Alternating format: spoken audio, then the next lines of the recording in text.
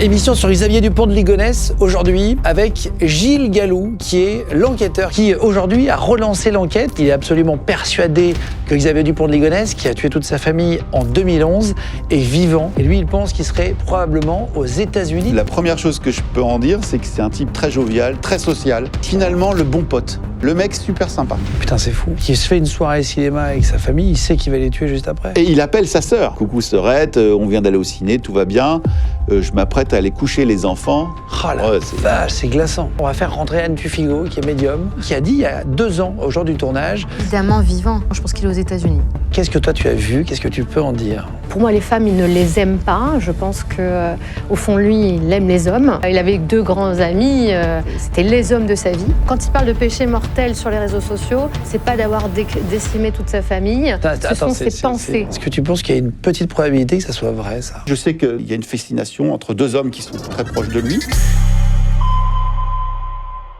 Bonjour tout le monde et bienvenue sur Légende, émission sur Xavier Dupont de Ligonnès. Aujourd'hui, affaire qui date de 2011 avec Gilles Gallou, qui est l'enquêteur qui a travaillé, qui fait partie des enquêteurs qui ont travaillé, vous allez voir, et notamment à la police judiciaire de Nanterre. Alors qu'il est plus à la police aujourd'hui, il est retraité, il a pris sa retraite de la police et pourtant ça fait 2 ans qu'il a relancé l'enquête. Il est absolument persuadé que Xavier Dupont de Ligonnès, qui a tué toute sa famille en 2011, est vivant.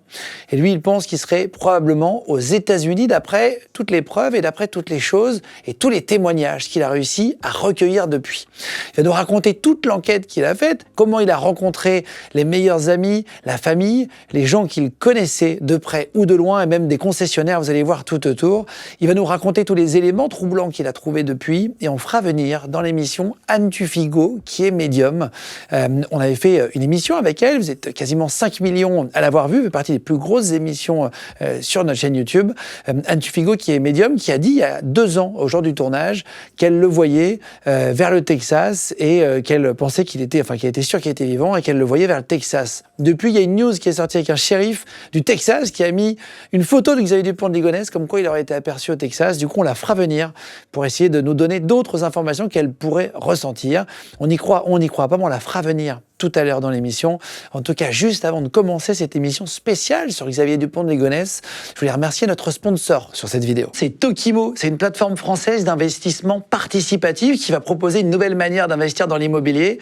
Chez Tokimo, ils proposent du financement participatif. En fait, l'idée, c'est de permettre à tout le monde d'investir à partir de 100 € seulement en investissant dans une part d'un bien plutôt qu'acheter un appartement entier avec des rendements énormes de 10 à 17% par an. Alors, il y a quelques temps, on a reçu Mathieu Degli-Innocenti, c'est l'un des cofondateur de Tokimo, qui est venu nous raconter son parcours et comment il a quitté son boulot en banque privée pour se lancer dans l'entrepreneuriat. Alors avec Mathieu, on a parlé des avantages de l'investissement participatif, de ce qu'ils proposent avec Tokimo, mais aussi de comment ils choisissent leurs projets. Ils analysent plus de 700 projets par an pour proposer les meilleurs à tout le monde. Alors Mathieu nous a aussi expliqué comment on récupère son argent quand on investit à plusieurs sur un bien, ce qui se passe si le marché de l'immobilier baisse, si la pierre reste aujourd'hui un bon investissement ou pas, et puis si vous avez manqué l'émission avec Mathieu Degli-Innocenti, le cofondateur de Tokimo, vous pouvez la voir avec le lien dans la description. Et si vous voulez découvrir Tokimo et investir sur des projets immobiliers à partir de 100 €, en France ou à l'étranger d'ailleurs, on vous met aussi le lien sous la vidéo. Voilà, merci beaucoup à eux de nous sponsoriser. Et juste avant de commencer, je vous rappelle qu'on part en tournée. On va venir dans toutes les villes de France. On va passer à Montpellier, à Toulouse, à Chambéry, à Rennes. On sera là à Nantes, à Rouen. On va venir évidemment à Paris, à la Adidas Arena ou à Bruxelles aussi pour Forêt Nationale. On va les faire 2 soirs d'ailleurs. À partir du mois d'octobre 2026, on va venir dans 16 villes de France. On va louer les plus grandes salles de ces villes pour vous voir, pour faire un spectacle, un show en scène centrale. Il y aura une scène au milieu avec des écrans géants au-dessus. Et on va partir avec 6 invités qui ont marqué la chaîne, comme Philippe Boxall, médecin légiste. Il y a aussi Julien, qui est pilote de tigre, d'hélicoptère de combat. Il y aura des artistes qui seront avec nous aussi à chaque représentation, chaque soir. Il y aura des invités différents. En tout cas, on vous a tout mis sur légende-tour.fr. Il y a quasiment plus de place sur la majorité des dates, donc prenez-les rapidement si vous voulez venir. En tout cas, j'ai hâte de vous y voir. C'est une aventure exceptionnelle, vraiment, histoire de vivre quelque chose. Vous allez voir un show avec plein de surprises toute la soirée. Vous allez être 5 000, 8 000, 10 000, 13 000 sur certaines dates. Et donc voilà, vous pouvez venir avec les enfants, les parents. Tout ce qui va se passer en salle restera en salle. Il n'y aura pas de possibilité de filmer, vous verrez pourquoi. En tout cas, on va vivre des choses ce soir-là. Donc j'ai hâte de vous y voir à partir d'octobre. Donc légende-tour.fr. Et c'est parti. émission spéciale sur Xavier Dupont de Ligonnès avec Gilles Gallou, l'enquêteur sur Légende. On y va. Bonjour, je m'appelle Gilles Gallou, je suis un ancien policier de l'Office central cybercrime de la police judiciaire à Nanterre. En 2011, j'ai bossé sur l'affaire criminelle Xavier Dupont de Ligonnès et je vais vous raconter ici dans Légende comment j'ai pu reprendre en 2024 toutes mes recherches. Eh ben, bienvenue Gilles. Très content de t'avoir. Tu as sorti un livre qui est chez Max Milo, qui s'appelle Gilles, donc Gilles Gallou, c'est ton nom. Xavier Dupont de Ligonnès, un flic au cœur de l'affaire, enquête et documents inédits. On va aborder des sujets de ce livre, des anecdotes que tu en abordes. Tu vraiment racontes beaucoup de choses. On va pas pouvoir évidemment faire tout le livre, on va essayer d'en faire un maximum. En tout cas, voilà, chez Max Milo, je vous mettrai le lien dans la description de la vidéo YouTube si vous voulez directement le commander pour le lire aussi. Et si ça vous intéresse, en podcast audio, vous pouvez retrouver directement dans la description de l'épisode à chaque fois le lien pour commander le livre. Alors, il y a beaucoup de choses. Il y a des photos, il y a des documents à l'intérieur, il y a des cartes, parce que ça fait des années. Tu as travaillé, ça fait combien de temps maintenant? Ça fait 15 ans que l'affaire existe. Mais ça fait juste 2 ans que j'ai repris mes recherches. Et tu as travaillé avant à la police dessus? J'ai travaillé pendant 6 à 8 mois dessus, avant de rendre mon dossier à la PJ Nantes. Et voilà, et après, en 2024, à la retraite, j'ai remis le nez dedans. Je vais rappeler, tu me dis si je me trompe sur les dates, mais ça s'est passé le 21 avril 2011, 5 membres de la même famille. La maman Agnès et ses 4 enfants, Arthur, Thomas, Anne et Benoît, vont être retrouvés assassinés sous la terrasse de leur maison à Nantes. Le père, Xavier Dupont de Ligonnès, a disparu. Il est le principal suspect donc, des assassinats. 15 ans après, on ne sait toujours pas pourquoi. Déjà, il les aurait assassinés. Comment il a réussi à disparaître? On ne sait toujours pas ça. Même si on a des pistes et des idées dont tu vas nous parler. Et surtout, on ne sait pas s'il est encore en vie aujourd'hui, même si on en a une idée pour certains. Qu'est-ce qui t'a relancé sur l'enquête de Xavier Dupont de Ligonnès? J'ai voulu reprendre cette enquête. En fait, ma motivation première était de découvrir la vérité sur une affaire qui m'impactait personnellement. J'ai été mis en cause dans l'affaire Xavier Dupont de Ligonnès pour des documents qui ont été publiés dans la presse. Donc j'ai été accusé de violation du secret de l'enquête et donc j'ai été condamné. Et donc cette condamnation, je l'ai mal vécue et surtout je n'ai jamais su à l'époque pourquoi et par qui j'avais été trahi. Donc j'avoue que ma motivation première, c'est pas dans l'écriture du livre, c'est dans la raison pour laquelle je reprends ce travail, c'est de découvrir la vérité. Et donc je vais l'apprendre très vite. Sur la personne qui t'a... Sur la personne qui m'a trahi. Pas sur Xavier Dupont de Ligonnès. Non, pas sur Xavier Dupont de Ligonnès. C'était une sorte de thérapie que je voulais faire par rapport à moi-même, c'était connaître la vérité. Moi, et donc tu sais qui t'a trahi? Je sais qui m'a trahi, ça regarde personne, ça regarde que moi. Tu l'as appelé ou pas entre vous? Moi, j'ai appelé la personne qui a publié, et donc je sais aujourd'hui, de fil en aiguille, d'où est la source. Ah oui, comment un fichier que tu as donné, tu l'as assumé, on en reparlera tout à l'heure. Oui, bien sûr. Qui n'était pas très important pour toi, tu disais, mais c'était pour la famille. En gros, le document s'est retrouvé, c'est ça, sur un média, et donc tu sais qui c'est aujourd'hui. Voilà. Tu écris « Aujourd'hui, j'ai une conviction que je n'aurais jamais eue auparavant. Certaines de mes pistes sont suffisamment solides pour envisager sérieusement de retrouver la trace de Xavier Dupont de Ligonnès. Mm-hmm. » Toi, tu penses qu'il est vivant? Alors, en fait, je vais à la réponse la plus simple du monde. Tant qu'on n'a pas retrouvé son corps, il est censé être vivant. C'est-à-dire, beaucoup de gens disent il est mort. Ok, s'il est mort, il y a un corps, et à ce jour, il n'y a pas de corps. Donc, s'il s'était suicidé à Roquebrune, dans une crevasse ou je ne sais où, ok, peut-être que depuis 15 ans, son corps serait... Il y aurait des os, mais on aurait retrouvé au moins la carabine à côté de lui. C'est vrai. Donc, il n'y a rien. Il n'y a rien. Donc, pour moi, carabine, on ne l'a jamais retrouvée. On non, plus tard, mais... c'est-à-dire, il s'est suicidé, mais la carabine, elle ne va pas se dégrader, ou elle resterait toute rouillée, mais... Donc, bon, voilà. Juste pourquoi ça attire autant, d'après toi, qu'il y a eu des téléfilms, des séries, des reportages, des films, des BD? Pourquoi ça passionne autant, cette histoire? Parce que je pense que ça... Alors déjà, c'est une famille qui ressemble à monsieur et madame tout le monde, et ça touche toutes les couches de la société. C'est-à-dire que nous, nos générations, en tout cas moi, la génération des gens qui ont 50, 60 ans, on a l'âge de Xavier Dupont de Ligonnès. Mes enfants ont l'âge des enfants qu'ils auraient aujourd'hui. Donc finalement, moi je vois quand sur les réseaux sociaux, par exemple, l'affaire elle est extrêmement suivie et c'est que des jeunes. C'est que des gens qui ont les âges des enfants.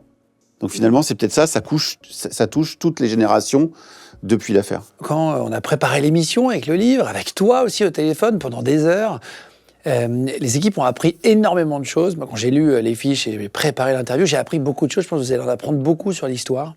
Juste, tu viens en 2 phrases reprendre les bases. Mais qui était Xavier Dupont de Ligonnès? Quel âge il avait? Quel métier il faisait? Histoire de bien comprendre la base, s'il te plaît. Alors, Xavier Dupont de Ligonnès, c'est un garçon de l'aristocratie versaillaise. Famille de Versailles? Famille de Versailles, catholique, qui a grandi à Versailles, qui a fait ses études à Versailles, une enfance bourgeoise. Son papa quitte le foyer familial et il devient un petit peu le seul homme de la famille. Et vers l'âge de 18-20 ans, il quitte le domicile familial et il part s'installer dans le sud de la France, à Aix-en-Provence. Après, il va s'installer du côté de Draguignan, où il rencontrera d'ailleurs un homme qui deviendra plus tard son meilleur ami, Michel Rétif. Et donc Xavier Dupont de Ligonnès, au départ, très religieux. Oui, il grandit dans une. Il est éduqué. Ils sont éduqués très religieusement par la mère Geneviève, hein, qui est habitée par les questions religieuses, et donc il est élevé comme un enfant élu. C'est-à-dire qu'il doit. Ils vivent dans une atmosphère apocalyptique où, si la fin du monde arrive, Xavier aurait une place de choix puisqu'il serait le futur roi du Nouveau Monde. Ah oui, donc. Oui. Donc Xavier, il vit comme Louis XIV. Enfin, c'est un le peu, roi ouais. soleil. C'est-à-dire que le type, il se dit, de toute façon, moi, j'ai rien à faire, puisque de toute façon, quoi qu'il se passe, le jour où la fin du monde va arriver, moi, je serai le roi. Donc le gars, tranquille, il attend que la fin du monde arrive. Sauf que le jour de la fin du monde arrive en 1995, en tout cas est censé arriver à l'occasion d'une rencontre des membres de l'association de sa mère, qui a été appelée secte, mais on ne peut pas dire secte puisqu'il y a eu un procès et ça n'a pas été reconnu comme secte, mais en tout cas... Mouvement religieux. Un mouvement religieux qui s'appelle Philadelphie.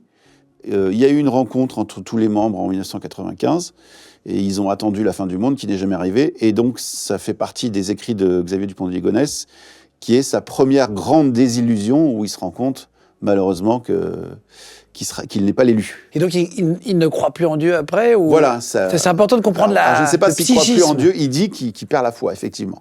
Qu'est-ce que tu découvres de la personnalité, puis après on va rentrer dans les détails, mais c'était pour bien comprendre le personnage.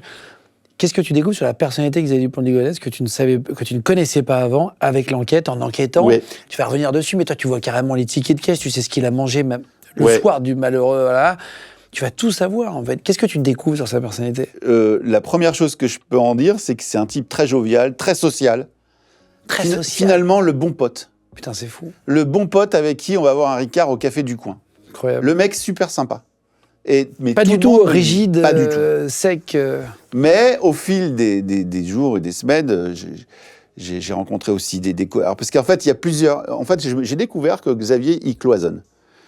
Il a différentes catégories d'amis. Il a des gens de sa famille, déjà, qui sont une catégorie un petit peu aristocrate bourgeoise, qui vivent essentiellement en région parisienne ou dans des régions de France, mais plutôt bourgeois. Il a des amis, on va dire, les garagistes, c'est-à-dire, lui, c'est sa passion, les garagistes américains, qui sont plutôt dans la région de la Bretagne ou du sud de la France. Ça, moi, je dirais que ça, c'est ses vrais potes. Et il a quelques amis d'enfance, d'adolescence, comme Bruno de Stavenrath. Mais pour moi, ses vrais amis, les vrais, c'est Emmanuel Teneur, Michel Rétif. On va y revenir. Et les 3 garagistes. Et de ce que j'ai compris, c'est que tous les amis ne décrivent pas le même Xavier Dupont de Ligonnès. Ça, c'est certain. Ça veut dire quoi? En fait, j'ai découvert, là, justement, lors de mon dernier voyage avec un de ses amis, qui est vraiment un ami, mais absolument l'un des plus proches, qu'il ignorait complètement certaines choses sur son meilleur ami. Il ignorait, par exemple, que Xavier utilisait des dizaines d'identités différentes, mais il est tombé de sa chaise. Quand je lui ai dit Xavier Dupont de Ligonnès, il s'appelait Xavier Laurent, ou il s'appelait Xavier Charles, ou autre chose, il dit, mais non, il m'a jamais parlé de ça. Donc c'est marrant. Il utilise des identités pour faire quoi, pardon? C'est-à-dire qu'il était visiteur d'hôtels mystères, et il avait l'habitude... Ah, c'était son métier? c'était un de ses métiers. Client mystère ? C'était son truc qui lui permettait de survivre, le truc client mystère. On en a parlé dans une émission il n'y a pas longtemps. Ouais. C'est des sociétés qui sont payées pour envoyer des faux clients, enfin de vrais clients, mais faussement en balade pour juger l'accueil d'un hôtel, pour permettre d'avoir... Et c'est à la demande des patrons d'hôtels, des patrons de sociétés, pour voir si l'accueil est suffisamment bon, si le spa est bon, si le restaurant était bien. C'est d'avoir un retour honnête par des gens qui sont neutres et qui sont payés pour ça. Voilà. Donc c'était un petit peu son gagne-pain de fond. C'est-à-dire que c'était un revenu Tu sais quel métier, assuré. lui ? Alors, à la base, il était commercial, il était très bon commercial, il gagnait très bien sa vie. Et un jour, c'est ses copains qui m'ont raconté ça, il en avait marre de faire gagner du fric à ses patrons. Il a dit, mais je suis pas plus con qu'eux, je vais en gagner moi-même. Et je pense que c'est une des plus grandes erreurs de sa vie, parce qu'il est très mauvais patron. Il a décidé de faire du business, sauf qu'il a oublié qu'il faut payer l'URSSAF, il faut payer les charges. Donc il se met un peu dans la merde financièrement. Total. Au moment où il passe à l'acte, on va y revenir, où il va tuer sa famille, a priori, c'est le moment où il est vraiment au fond du trou en termes financiers ou pas ? Alors, ça, c'est ce que tout le monde dit depuis 15 ans. Moi, je suis assez d'accord avec Guillaume Audanger, là, qui a parlé récemment à la télévision. Est-ce que c'est le frère d'Agnès Et qui est Agnès ? Qui dit, Agnès est l'épouse de Xavier Dupont de Ligonnès, qui a été assassiné. Qui dit, et moi c'est ce que je dis depuis longtemps, est-ce qu'on assassine toute ta famille pour une dette de 30 ou 40 000 euros ? Il y aurait beaucoup d'assassinats. Il n'y a aucune raison d'assassiner sa famille. C'est pas suffisant. Quoi qu'il arrive. Je pense que s'il avait une dette de 500 000 ou 1 million, je dis pas, mais là c'est... Non, mais même s'il avait une dette de 500 000, tu tues pas ta famille. Bon, en tout cas... Je peux pas te le dire, Gilles, on fait une petite pause, mais... Ouais. Bon, si c'était 2 millions... Là, en tout cas, on parle de 30 ou 40 000 euros de dette. Ça fait léger quand même. Ouais. Parce que là, on peut trouver même un copain pour s'aider. Donc, il avait 50 ans au moment des meurtres. Il en aurait 65 aujourd'hui. Ouais. Aujourd'hui, du tournage en tout cas. Comment tu vas être appelé sur l'enquête ? Et on va le faire en parallèle de ce qui s'est passé. Comment toi, tu es appelé le premier jour ? Comment est-ce que tu apprends cette histoire ? Le premier jour où j'entends parler de cette histoire, je suis en vacances en Slovaquie, dans la famille de mon épouse. On est dans le salon, en famille. Il y a la télévision qui tourne en boucle sur une chaîne d'infos. Et je vois un bandeau, meurtre en France, à Nantes. Et je vois cette fameuse image que tout le monde a vue, où il y a une bâche noire déroulée devant le 55 Schumann. Et donc, je suis interpellé, je demande à ma femme... C'est leur adresse, 55 Schumann ? 55 Schumann à Nantes. Et donc, je regarde ça intrigué. Bon, moi, je ne suis pas l'avocat criminel, je suis un cyber-enquêteur. Mais donc, comme tout le monde, je suis attiré par le sujet, surtout en Slovaquie. On parle rarement d'une affaire criminelle en France, donc ça doit être quelque chose... C'est gros ? Oui, ça doit être gros. Et donc, il se trouve que c'était les vacances de Pâques, je rentre en France, j'étais policier à Nanterre et j'étais de permanence. Et donc, les permanences, c'est du lundi au lundi, donc le lundi, mardi, jusqu'au vendredi, où je finis ma permanence. C'était vers 18h, je commence à sortir de mon bureau, et au moment de fermer la porte de mon bureau, mon téléphone sonne. C'était un policier de la PJ Nantes qui m'appelle et dit « On a besoin de vous, c'est très urgent ». Xavier Dupont de Ligonnès a posté plusieurs messages sur un forum qui s'appelle citécatholique.org et d'autres sites.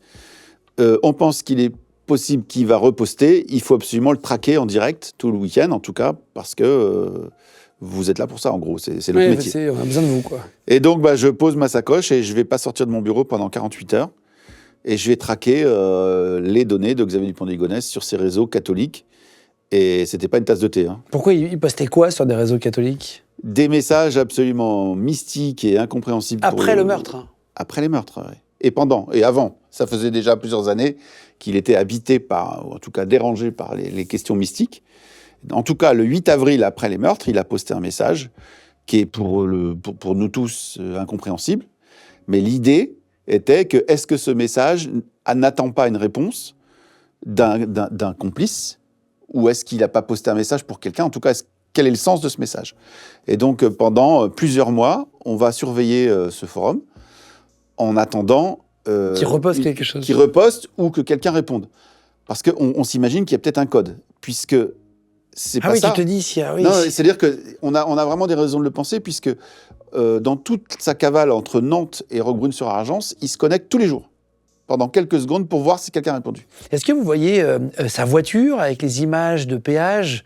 Est-ce que vous pouvez retrouver avec la plaque d'immatriculation son trajet? Est-ce que vous avez des détails que vous apprenez? Oui, exactement. En fait, le travail de la cavale en 2011, c'est du travail classique de policier. C'est-à-dire que c'est de l'analyse de bornage, de téléphone, de radar. On recoupe tous les éléments, de factures d'hôtel, quand il veut bien se montrer. On va parler de la soirée même, là, maintenant, on va y arriver, mais il va dormir où sur ces trajets, là? Qu'est-ce que tu vas savoir? Il y a juste un hôtel et après on le perd. Alors, bon, il faut pas perdre de vue que Xavier, c'est un habitué des hôtels, hein, c'est toute sa vie. Il passe sa vie dans les hôtels, puisqu'il est commercial. Donc, de toute façon, il va dormir dans des hôtels entre le 10 avril et le 15 avril. Donc, l'idée, c'est de le retrouver, mais on va pas non plus interroger tous les hôtels de France. Donc, effectivement, il y a des collègues sur le terrain qui font des recherches par rapport au bornage et tout ça. Et donc, au fur et à mesure, on arrive à déterminer un itinéraire qui nous amène de Nantes à La Rochelle, Toulouse, l'auberge de Cassagne, où il va sortir un soir en grand costume cravate, il va se remarquer. Et à partir de là, par contre, à partir d'Avignon, à l'auberge de Cassagne, ça va être beaucoup plus compliqué de le retracer. C'est là qu'il va commencer à vraiment disparaître et on aura beaucoup plus de mal à le retracer jusqu'à Roquebrune. Parce qu'en fait, aujourd'hui, c'est facile, 15 ans après. Roquebrune-sur-Argence, c'est le bout de la cavale. Mais Roquebrune-sur-Argence, on ne l'a pas trouvé comme ça. Qui nous a permis de trouver Roquebrune-sur-Argence? Qui? C'est Xavier Dupont de Ligonnès lui-même. Nous, on ne l'aurait jamais vu. Moi, Roquebrune-sur-Argence, je ne savais même pas que ça existait. Comment on trouve Xavier Dupont de Ligonnès? C'est lui qui s'arrête à Roquebrune avec sa Citroën C5. Il va retirer 30 €. C'est déjà juste 30 €. Volontairement, tu crois? Ah, mais j'ai même pas l'ombre d'un doute. Pour qu'il y ait l'image du distributeur? C'est-à-dire qu'il ne faut pas oublier que quand il quitte la maison de Nantes, déjà la maison de Nantes telle qu'il la laisse, c'est une mise en scène.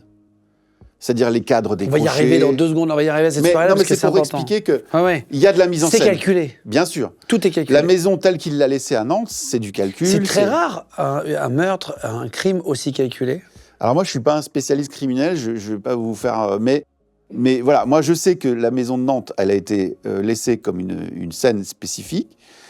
Les draps enlevés des lits, enfin il y a plein de choses qui sont mises en scène. Et donc pour moi, et j'ai même pas l'ombre d'un doute, que si Xavier Dupont de Ligonnès n'avait pas retiré 30 € au distributeur, on n'aurait jamais su qu'il était passé par là. Donc il retire 30 €. 30 €, ça veut dire quoi? Ça veut dire, je suis au bout du rouleau, il ne me reste plus un rond, regardez. Et l'hôtel de Roquebrune, il coûte 37 balles. C'est pour dire, je me suis dit, j'ai plus rien. Il me reste plus que ça, j'ai trouvé 3-4 pièces dans ma bagnole, j'ai réussi à payer la nuit, et puis demain, je vais me flinguer.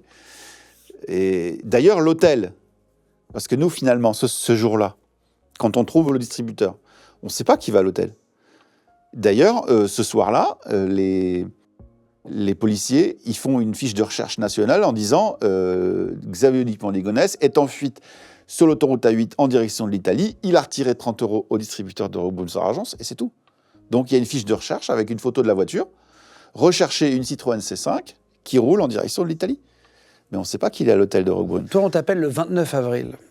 Tu disais que c'est entre le 3 et le 4 avril. Tu dis qu'on t'appelle le 29 avril, ça fait déjà plusieurs semaines que l'affaire est lancée. Ouais.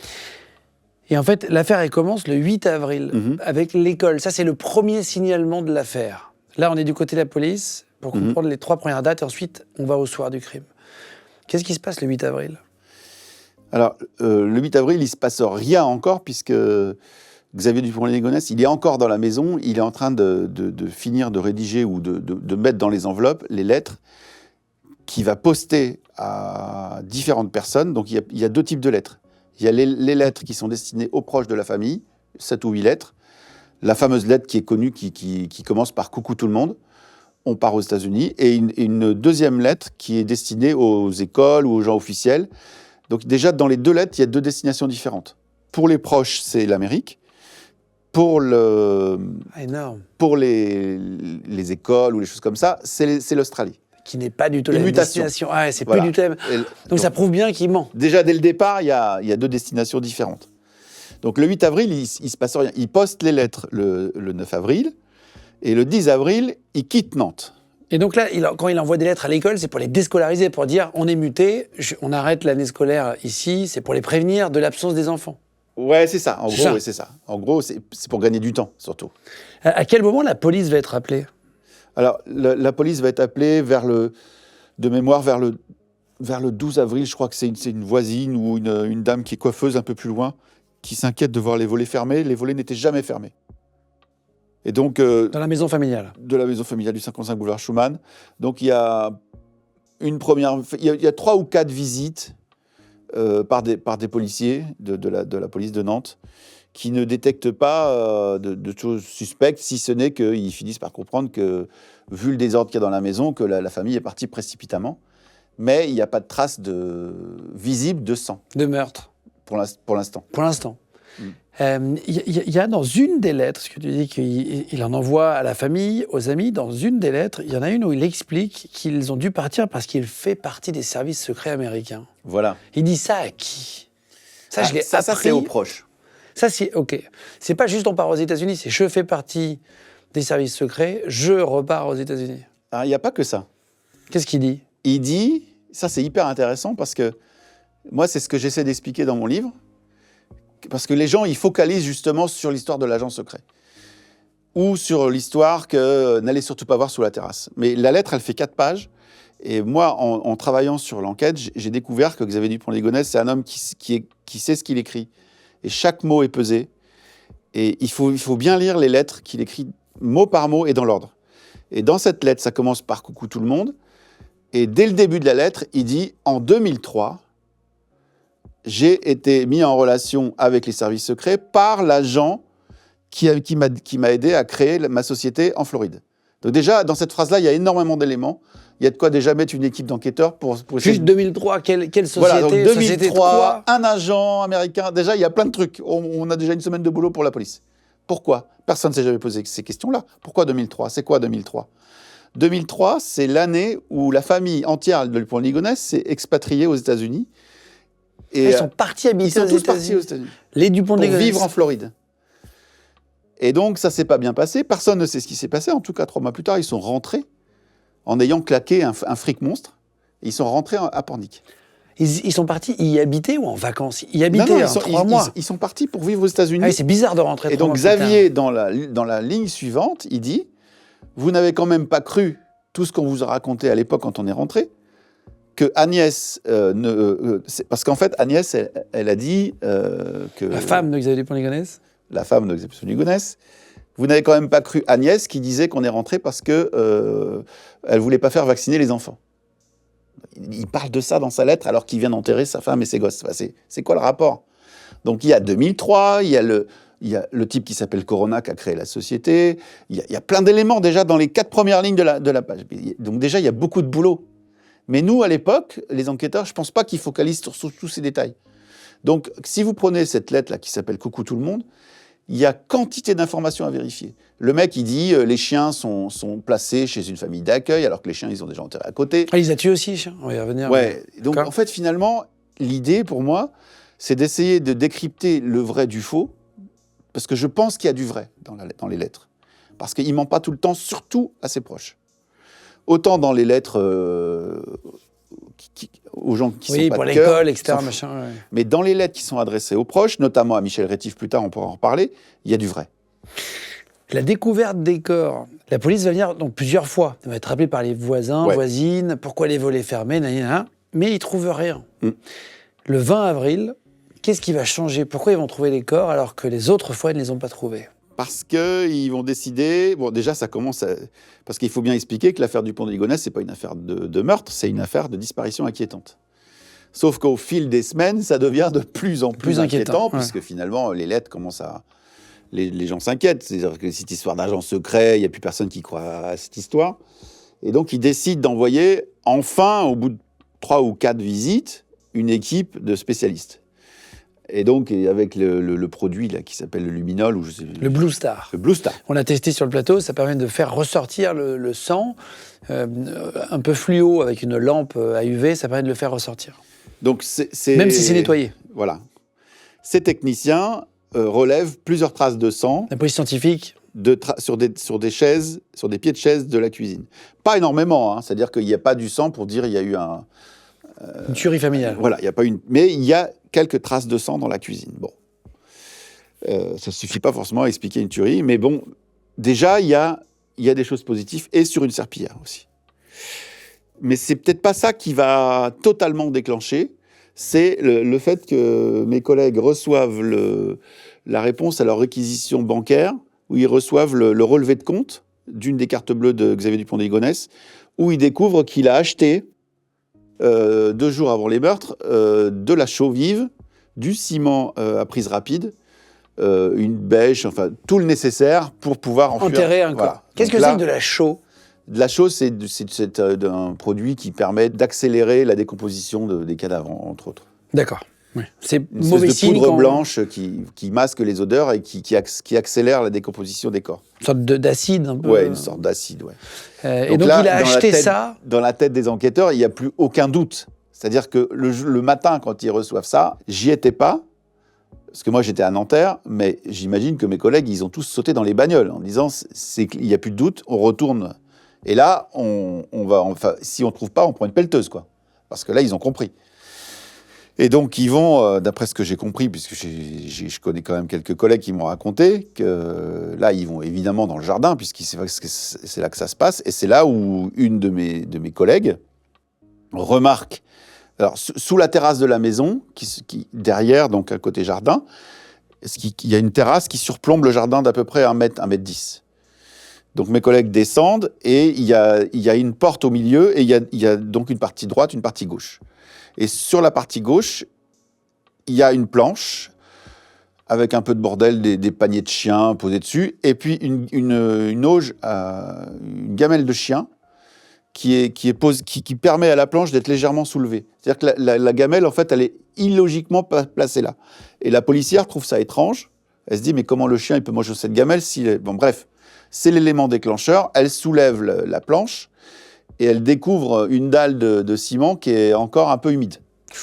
Tout frais. Donc on peut imaginer que la gamelle de ciment, la gamelle en fait servait à laisser passer un peu d'air pour accélérer le séchage de la dalle.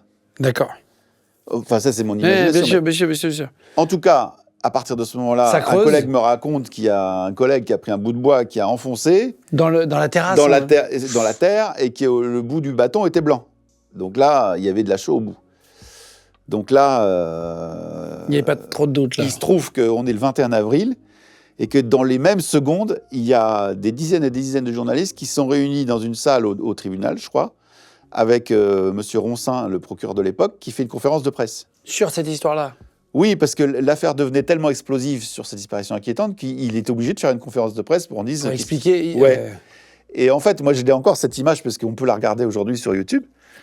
Pendant qu'il commence sa conférence, il y a un type qui rentre dans la pièce et qui vient lui parler à l'oreille. Et en fait, le type lui dit... on a trouvé les corps. On a trouvé un corps. Et donc, il interrompt sa conférence en disant, bon, changement de programme, on passe dans une affaire d'assassinat. Et là, les journalistes sortent de la salle. Là, c'est la guerre. Là, c'est l'explosion d'un coup. Oui, voilà. Et donc, je peux vous raconter après la suite, si vous voulez. C'est-à-dire qu'il y a des fosses, il y a 2 fosses. Hein. Il y a à gauche, donc là où mes collègues découvrent la première fosse, il y a Thomas qui est tout seul. Donc c'est un des enfants. Le dernier à avoir été tué. C'est très important, puisque... Dans la chronologie de l'histoire, plusieurs jours après. Hein. Oui. Donc, il est tout seul dans cette fosse. Tu vas nous expliquer pourquoi il n'a pas fait tout en même temps, mais on verra. Donc là, il y a son fils qui l'a tué en dernier. Ouais. Et qu'est-ce qu'ils vont découvrir dans l'autre... Dans l'autre fosse, on découvre donc 2 labradors, leurs 2 chiens, Agnès, Anne, Benoît, Arthur. Les 4 autres membres dans la famille qui ont disparu, sauf qu'il manque... Le père. Le père. Comment ils ont été tués ? Alors, ils ont tous été tués par balle du calibre de 22 long rifle, donc qui correspond à cette carabine, au calibre de la carabine du papa de Xavier Dupont de Ligonnès, qui est mort en janvier. C'est une carabine que, à l'époque, beaucoup de gens avaient, ça s'achetait même dans les magasins de sport, et les petites cartouches s'achetaient même chez Decathlon. On pouvait en acheter dans les marchands de journaux à l'époque. C'est vrai que tuer quelqu'un avec ça, c'est quand même bon. Mais on peut tuer, ça c'est des balles, je crois que c'est l'arme qui tue le plus de gens en France. Ouais. Le 22 long rifle, c'est très létal, c'est très mortel, c'est tout petit mais ça va très vite et très loin. On peut tuer, ça va jusqu'à 2 km une petite cartouche de 22 long rifle, et on peut tuer un lapin, il y a des gens qui chassent au 22 long rifle, voilà. Je précise pour si vous n'avez aucune connaissance d'armes, c'est parfois c'est des petites vieilles carabines, quoi. Ouais. Donc ils sont tués tous par balle, tous drogués, sauf Agnès de Ligonnès. Ah, parce que vous regardez dans le sang, enfin les enquêteurs. Oui, il y a eu des analyses biologiques qui ont déterminé que les 4 enfants ont été drogués, sauf Agnès Dupont de Ligonnès. Pourquoi, d'après toi? Il faudra demander à Xavier. Pourquoi il n'a pas drogué sa femme? Parce qu'en fait, ça ouvre des portes. C'est que finalement, l'intérieur de la maison, c'est un huis clos. Et donc, il y a une théorie qui dit... Tu ne peux pas savoir. Est-ce que c'est pas un suicide collectif? Est-ce que Agnès et Xavier n'ont pas décidé d'en finir, tuer les enfants ensemble, et que Xavier ne joue pas le jeu à la fin? Est-ce qu'il y a cette théorie-là aussi? Disons, quand on est policier, on envisage toutes les hypothèses. Sinon, pourquoi Agnès n'aurait pas été droguée? Ou alors il l'a pris par surprise? Donc, ils ont tous été tués dans leur sommeil, hein, dans leur lit. Enfin, moi, je parle de ceux qui ont été tués dans la nuit du dimanche au lundi, puisqu'il en manque un. C'est-à-dire qu'il aurait pu épargner le dernier fils Thomas. Il y a toute sa famille, sauf un de ses enfants. C'est ça? Ils sont tous là le dimanche, c'est un week-end. Sauf que... C'est le 3 avril, là. C'est ça? On est le dimanche 3 avril. Thomas, qui est un musicien, il est dans une école de musique à Angers. Et il a un concert, je crois, le mercredi ou le jeudi suivant. Et il a besoin de rentrer. Donc, vers 17h ou 18h, il rentre à Angers. Donc, lui, il va échapper à son sort, à son sort macabre. Et donc, Xavier Dupont de Ligonnès décide de faire une soirée ciné avec tous les autres membres de la famille. Et puis, ils vont aller manger au restaurant après. Et vers 22h, ils rentrent tous à la maison. Il y a Anne qui poste un message sur son compte Facebook. Enfin, on imagine qu'ils sont tous... Une famille normale. Une famille normale, les gamins en train de pianoter sur leur téléphone. Xavier dans sa cave, comme d'habitude, et puis Agnès qui doit vaquer ses occupations au rez-de-chaussée. Pourquoi dans sa cave, comme d'habitude? Parce que Xavier, il avait un endroit où il vivait, entre guillemets, c'est ce que sa femme appelait la grotte. C'est-à-dire que la maison a un sous-sol, et en fait, c'était l'univers de Xavier Dupont de Ligonnès. Il avait son bureau là. D'ailleurs, c'est assez curieux, un truc où il fallait se baisser pour rentrer, de la terre battue par terre. Enfin bon, c'est un peu curieux. En tout cas, c'était ce que sa femme appelait la grotte. Et c'est là qu'il vivait, et c'est probablement là que il a tout préparé. Tout préparé, bien sûr. Donc, qu'est-ce qui va se passer? Ils vont faire une soirée. Dernier post Facebook de Agnès, la femme de Xavier Dupont de Ligonnès, vers 22h. Non, de Anne. Alors, Anne va envoyer des dizaines d'SMS avec ses amis. Anne, c'est la fille. Anne, c'est la fille. Agnès, j'imagine qu'elle est dans le salon. Elle échange des dizaines et des dizaines d'SMS avec sa confidente, une ancienne amie espagnole qu'elle a connue dans sa jeunesse à Versailles. Chez qui tu iras plus tard, on va en parler. C'est chez qui j'irai plus tard. Donc j'imagine que Agnès est dans le salon en train d'échanger des SMS, et je le saurai plus tard, puisqu'en fait, cette femme espagnole qu'on ira interroger va nous raconter que Agnès est descendue dans la grotte pour parler avec son mari en lui disant Xavier, t'inquiète pas, Maria, je l'appelle Maria, te demande de ne pas t'inquiéter pour l'argent qu'on lui doit, 6 ou 8 000 euros qu'elle nous a prêté. On a le temps de lui rembourser. Et en fait, Xavier lui répond visiblement très mal, puisque cette amie espagnole nous explique qu'il a dû l'envoyer un peu sur les roses, en disant « c'est pas le moment, j'ai pas envie de parler de ça, je sais pas quoi ». Et donc, elle nous explique que Agnès est remontée dans les étages. Mais en fait, on comprend, puisqu'il est 22h ou 23h. Donc lui, il sait déjà depuis longtemps qu'il va les tuer, là. Ben je pense même que la carabine doit être posée contre le mur, parce que visiblement, la carabine, tout le monde est habitué à la voir. Sauf que là, elle doit déjà être posée, elle doit même être déjà chargée. Donc ça a dû le déranger probablement, que sa femme débarque dans son univers, alors que lui, il était déjà concentré. Horrible. Mais tu te rends compte, c'est-à-dire qu'il se fait une soirée cinéma avec sa famille, il sait qu'il va les tuer juste après. Et il appelle sa sœur, Christine Dupont de Ligonnès, en lui laissant un message vocal que tout le monde a pu entendre, puisqu'il a été diffusé des milliers de fois à la radio, en lui disant « Coucou sœurette, on vient d'aller au ciné, tout va bien. je m'apprête à aller coucher les enfants. Oh la vache, c'est glaçant. Mais avec une... Oui, voilà, c'est glaçant. Ouais.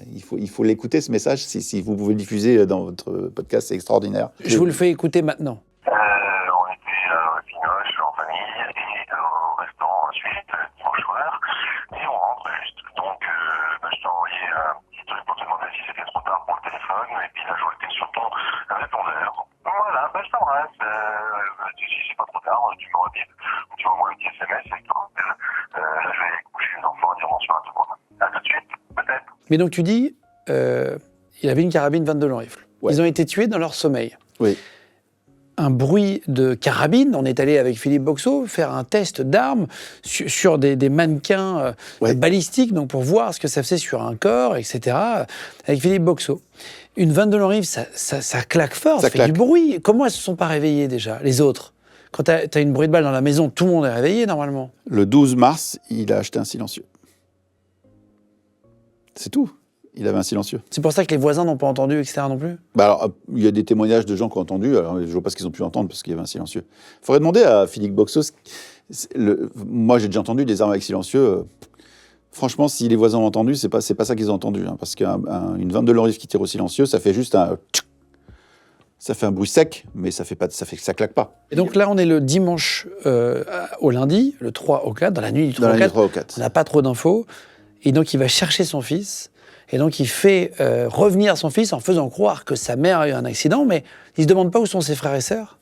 Alors, c'est plus compliqué que ça. C'est-à-dire que le lundi matin, déjà, il faut imaginer, il vient de tuer tout le monde.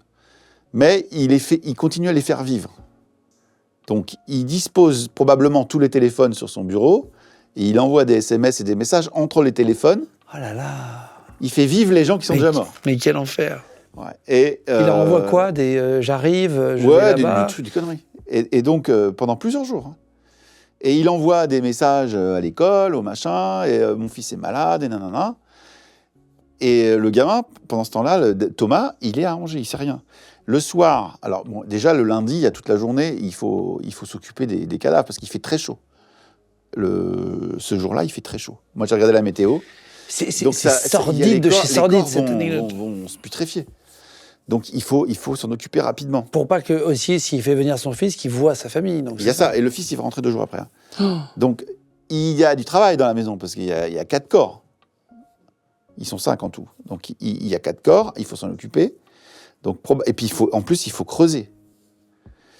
Donc il fait toute la terrasse, boulot, où il va recouvrir de ciment, il va mettre tout ça en 2 jours. Je ne sais pas s'il va cimenter tout de suite. Ah oui. Mais bon, parce qu'il faut, je ne vais pas aller dans les détails, mais il faut les emballer, il faut les descendre, il y a beaucoup de travail.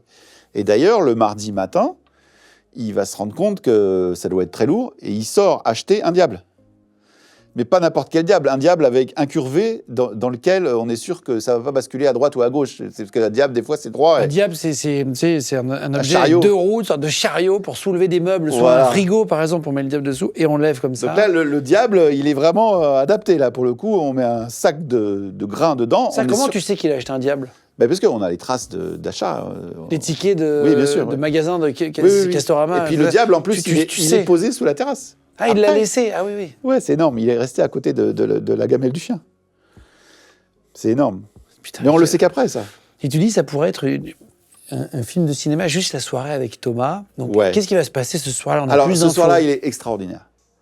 Parce que, donc, le lundi soir, une fois qu'il a probablement enterré tout le monde, il est chez lui. Et il se trouve qu'il y a Emmanuel Teneur, l'un de ses meilleurs amis, qui lui téléphone en lui disant « Écoute, Xavier, ça va pas, j'ai envie d'en finir, parce qu'il est malade. » Alors, il faut imaginer que Xavier, il vient déjà d'appeler son fils à Nantes, en lui disant « Dis donc, maman, elle a eu un accident de vélo, il faut que tu rentres en vitesse. Maman, elle est à l'hôpital. » Ça, comment vous savez ça? Vous avez les messages après? Oui. Tout ça, c'est acté. Et donc, il faut imaginer, le type, il a déjà la carabine chargée pour flinguer son fils qui va arriver au train. Son pote lui téléphone en disant « Ça va pas, j'ai envie de me flinguer. » Mais Xavier, il doit se dire « Mais putain, t'as pas choisi le bon jour, mon gars, là. J'ai prévu de tuer mon fils, là. » Enfin, il lui dit pas. Comment c'est possible? Donc, le mec, il a tout prévu depuis des mois. En plus, c'est froid. À la dernière seconde... C'est pas un coup de folie du jour J. Ouais, mais c'est pour dire que... Plusieurs jours. Le truc, c'est tracé. Il a, mec, il y a un truc Mais qui quelle le dévie horreur. de son plan, il faut qu'il gère. Il faut qu'il gère une situation qui change son plan. Et donc, le mec, il veut se flinguer, mais non, tu peux pas te flinguer là, mon gars. Moi, j'ai un truc de prévu. Parce que c'est quand même son meilleur pote.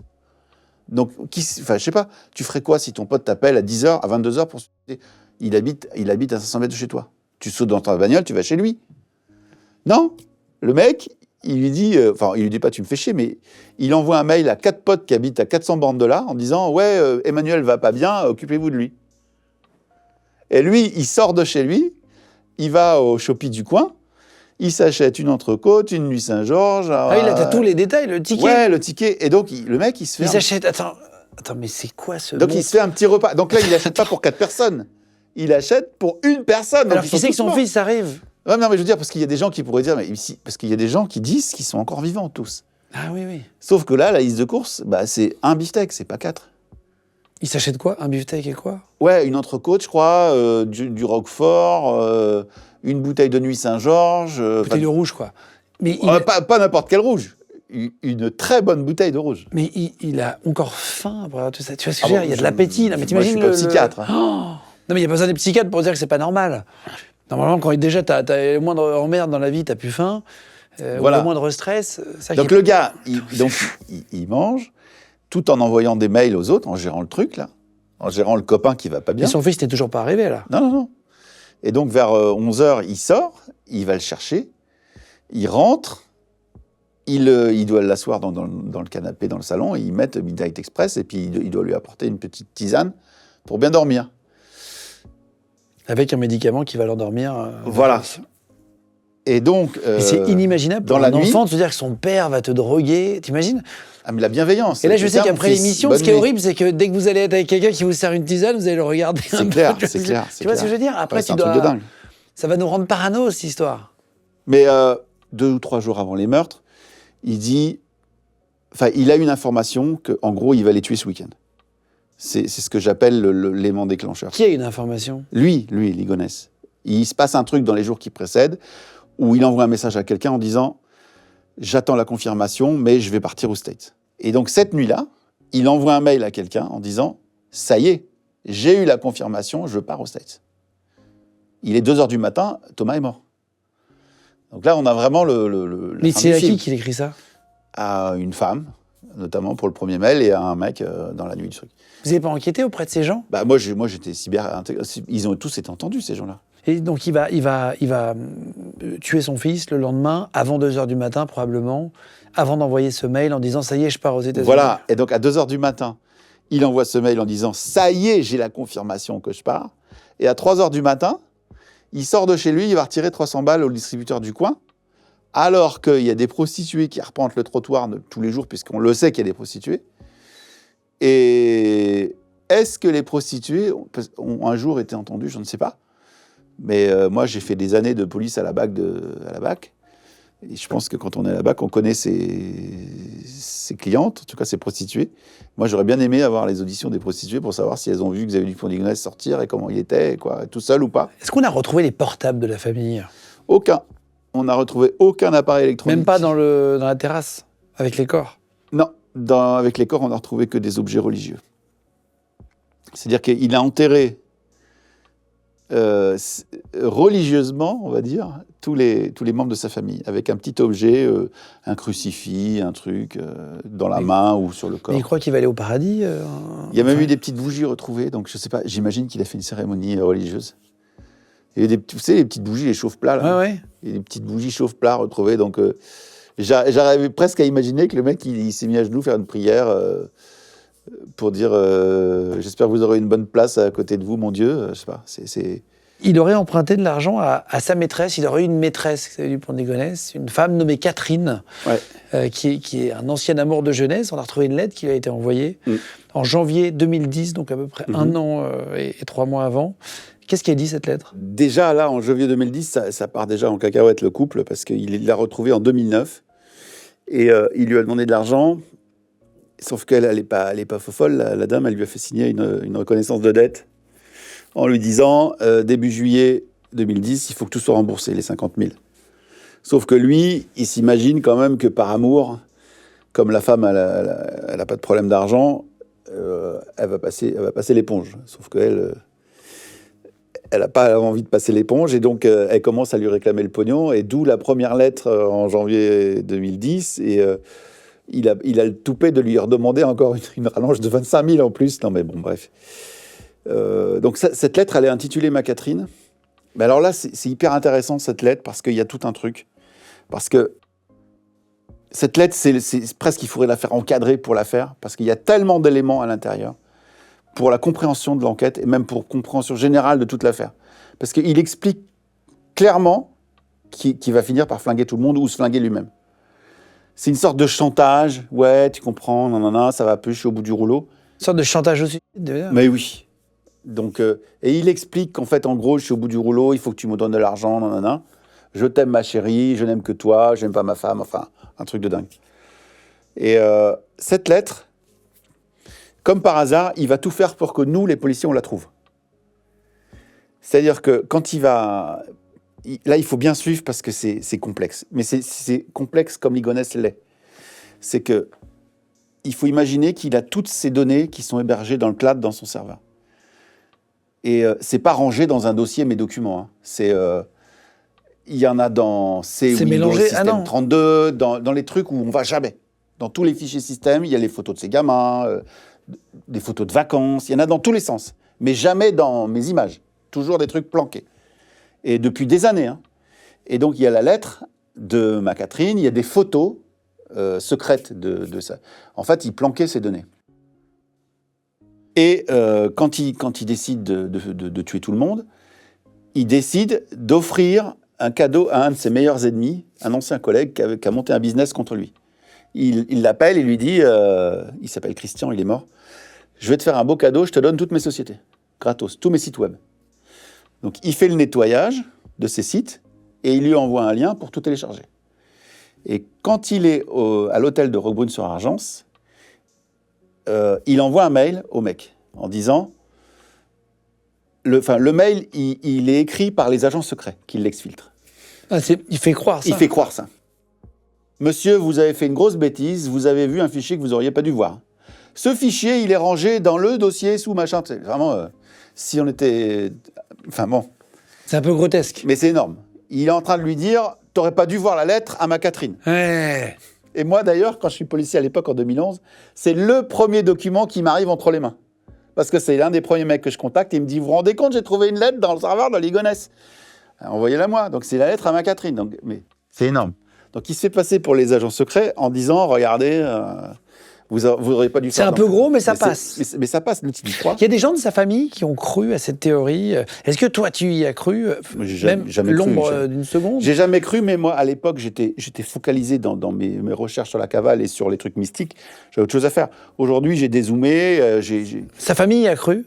Une partie du reste de sa famille? Ah bah, il y a Christine y croit à fond. C'est qui, Christine? Christine de Ligonnès, c'est la sœur de Xavier. Elle a écrit un livre qui croit à fond à la thèse de l'exfiltration. Donc, bon, après, ça, c'est... Elle croit que, effectivement... Que son frère a été exfiltré par des agents secrets américains, oui. Bon, c'est son droit de croire ça. Hein. Mais du coup, il aurait quand même tué sa famille, d'après sa sœur? Ah non, alors... La thèse de sa sœur, c'est qu'ils ont tous été exfiltrés et que les corps ne sont pas les corps de sa famille et des enfants de Xavier, et qu'ils sont tous ensemble... Ah, c'est des cadavres qu'on aurait mis à la place? C'est des cadavres qui ont été apportés par les services secrets, les tests ADN ont été falsifiés par la police, tout est... Oui. C'est X-Files. Elle ne croit pas, en tout cas, à la théorie qui est devant elle. Moi, Voilà, bon, il n'y a pas grand monde qui croit à tout ça. On va maintenant parler de la cavale. On a vu tout à l'heure la dernière image de Xavier Dupont de Ligonnès, donc quand il allait retirer les 30 €. On vous remet l'image là. Là, c'est pas la fois où il a le fusil sur le dos. Hein. Non, alors, ouais, on n'a pas été au bout tout à l'heure de ça. C'est-à-dire que les 30 €, c'est « je suis là à Roquebrune ». Mais on ne sait pas qui a l'hôtel. Comment on trouve l'hôtel? Une fois de plus, c'est encore Xavier Dupont de Ligonnès qui nous le donne, l'hôtel. Sinon, on ne le trouve pas. Comment il nous donne l'hôtel? Il vient garer sa bagnole sur le parking sur lequel il a dormi la nuit d'avant. Quand tu quittes un hôtel, où tu as dormi. Est-ce que le soir, tu reviens garer ta bagnole sur l'hôtel que tu as déjà quitté? Donc, il vient garer sa bagnole là, donc là, c'est génial, parce que la nuit d'avant, il est passé devant toutes les caméras, il a fait son cirque avec le livre, parce qu'il avait un livre qui se promenait sous le bras, où il y avait écrit « Glacé », et en fait, c'est un livre sur une affaire criminelle d'un homme qui a tué des gens, enfin bon, c'est incroyable. Oh. Et il passe sous les caméras en nous montrant le livre, pour nous donner des indices, tout ça, c'est scénarisé. Donc nous, on lit le livre tous. Comment il s'appelle celui-ci? Glacé, de Bernard Minier. Donc nous tous, on achète le livre, on le lit, ouais, il doit y avoir un indice dedans. Enfin, on plonge tous dans ces indices à la con. Déjà, on met du temps à trouver le titre, parce que l'image est un peu floue, donc on zoome. Enfin, vous imaginez, c'est un peu comme dans Les Experts. On prend les images, on zoome, ouais, c'est quoi le titre? Une fois qu'on est content, ouais, vite, on va l'acheter. Enfin bon, c'est un film. Donc Xavier Dupont-Ligonnès, il fait tout un cirque à l'intérieur de l'hôtel. Le lendemain, il vient garer sa bagnole. Ça veut dire quoi? Ça veut dire, j'ai dormi là. Allez voir ce qui se passe dans l'hôtel. Et nous, bah, évidemment, on y va. Donc là, ce soir-là, quand les gendarmes, le 21 avril, trouvent la bagnole, parce que c'est suite à notre fiche de diffusion, il y a une patrouille de gendarmerie qui passe sur la RN7 et qui repère la C5 garée devant l'hôtel. Sauf qu'il est 22h, il y a des restaurants autour, tout ça. Donc ils s'imaginent que Ligonnès, il est à l'intérieur de l'hôtel. Ou au restaurant. Donc ils encerclent le truc, ils appellent la Bérénice, et puis tout le monde c'est la guerre, quoi. C'est tout le monde, ça y est, dans quelques minutes, on va arrêter Xavier Dupont-Ligonnès. Donc il y a les mecs de la Bérénice, et puis on attend que les restaurants se vident. Ils investissent l'hôtel à 1h du matin en se disant... il est là. Ils voient l'accueil, c'est quoi le numéro de chambre de Xavier? Et le mec, il dit, non, mais... Le mec, il est parti depuis 10 jours, quoi. Donc c'est ballot. Donc la bagnole, elle est là. Et donc, qu'est-ce qu'ils font, les mecs? Ils vont chercher les caméras. Et c'est là où on voit cette fameuse image que tout le monde connaît, mais personne n'a jamais vue, parce qu'elle n'a jamais été montrée. C'est Xavier Dupont-Ligonnès qui arrive avec sa bagnole. Il repasse quelques secondes après avec cette fameuse sacoche qui est en fait pas une sacoche, c'est un porte-costume plié en deux, là, dont dépasse une forme un peu longue qui pourrait soit faire penser à une queue de billard, le bout, ou alors à une carabine. Mais pourquoi elle n'a jamais été montrée, cette image? je sais pas. Moi, j'ai essayé de récupérer les vidéos, mais j'ai pas pu. Tu dis qu'il laisse des indices, hein, comme le livre. Moi, j'avais jamais entendu cette histoire de livre glacé, ou c'est l'histoire d'un homme qui a tué tout le monde. Il y a des rumeurs, donc je veux qu'il soit peut-être parti aux États-Unis. C'est plusieurs fois qu'on en parle. On va faire rentrer Anne Tufigo, qui est médium, que tu as essayé de contacter. J'en parle dans mon livre. Hein. Tu en parles dans ton livre, justement. Tu ne l'as jamais rencontrée. Non. Tu as essayé de la contacter, elle ne t'a jamais répondu. Tu disais, tu n'as pas eu de réponse de sa part, où elle n'a jamais vu tes messages. Moi, j'avais vu ton émission, et donc je savais qu'elle parle du Texas. Elle parle de Xavier Dupont-Ligonnès, comme moi, quoi quand elle l'a vu j'ai au trouvé Texas. la piste du Texas, je me suis dit, c'est quand même énorme que Anne Truffigo parle de ça. Donc je vais aller voir. Donc je ne suis pas allé vérifier les indices d'Anne Truffigo, parce qu'elle ne dit pas exactement où au Texas. Mais c'est vraiment que c'est intéressant. Donc tu l'as jamais rencontrée, on va la faire rentrer, Allez. accepter de venir. On va lui demander si elle a vu d'autres choses, si elle a ressenti d'autres choses. C'est parti, on la fait rentrer. Ça y est, on a fait rentrer Anne Tufigo. Bienvenue, Anne. Merci. Alors, on vous a demandé de pas trop parler avant. Ah non, comme mais ça, c'est même pas trop parler. J'ai l'impression qu'on on est au parloir. Ah, moi, je suis à... Alors, tu disais que tu avais vu l'émission avec Anne. Donc, Anne est médium, Anne Tufigo. On va se refaire une émission ensemble. Vous avez été, je crois, plus de 4 millions à voir la première 4,7. émission. 4,7 Putain, énorme.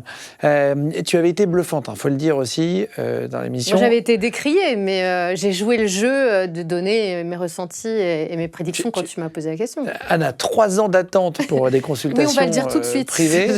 Et donc, t'étais même pas venu dans quelque chose, mais C'est t'étais pour venu le dans plaisir de l'émission. venir sur cette émission que j'adore, mais Et c'était voilà. pas pour des consultes. Et donc, on avait fait une super émission avec toi, et je te remercie encore. Et du coup, tu avais vu l'émission, Gilles, puisqu'à un moment donné, je te pose la question sur Xavier Dupont de Ligonnès. C'est un extrait qui date d'il y a plus de 2 ans avant ce tournage-là, où tu dis, écoute, moi, je vois quelque chose, et tu te mouilles. Tu dis, écoute, on se mouille, on se mouille On y pas. va, bien sûr. Non, mais ça, pardon, hein, c'est courageux pour... C'est tu vois, couillu, c'est ce que tu voulais dire. c'est comme tu veux. Non, mais c'est courageux pour un médium d'arriver de dire, je le vois vivant, et en plus, je le localise.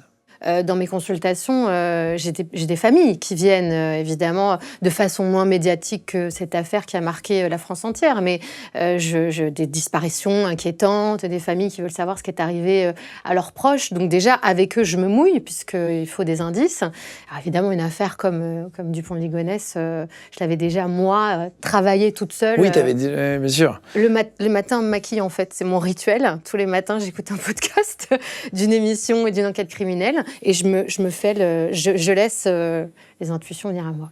Et donc, tu avais annoncé que d'après toi, il était vivant, sans aucun doute. Enfin, vraiment, tu étais sûr. Ouais. Qu'est-ce que tu penses de Xavier Dupont de Ligonnès ? Il est évidemment vivant. Toi, tu penses qu'il est vivant ? Je n'ai aucun doute. Mais donc là, sur Xavier Dupont de Ligonnès, pour toi, il est vivant ? Aucun doute. Il est bien caché, quand même. Non, je pense qu'il est aux États-Unis. En tant que médium, alors, on y croit pas, peu importe. On te parle, voilà, comme on l'avait fait la première fois, on parle à tout le monde. Mais comment est-ce que tu ressens si quelqu'un est vivant ou pas ? Oui, déjà, voilà. Premier step, c'est ça. Parce que la sensation de quelqu'un qui est parti n'est pas la même que celle de quelqu'un qui est vivant. Enfin, en tout cas, les messages, je les reçois pas de la même façon. Donc déjà, c'était le premier indice pour moi. C'était de me projeter sur est-ce que je sens l'esprit, de Dupont de Ligonnès ou pas. Et là, je me suis dit non, mais ça colle pas. En fait, je ne l'entends pas. Je ne ressens pas cette présence défunte. Donc, je me suis dit, OK, là, je vais me lancer dans... Je vais essayer de lire exactement toute cette enquête pour voir à quel moment, dans ma lecture, ça me parle, ça me parle pas. Et puis, ce que j'en vois, les images spontanées qui me viennent. Donc, quand tu m'as appelé pour l'émission, je me suis laissée dormir.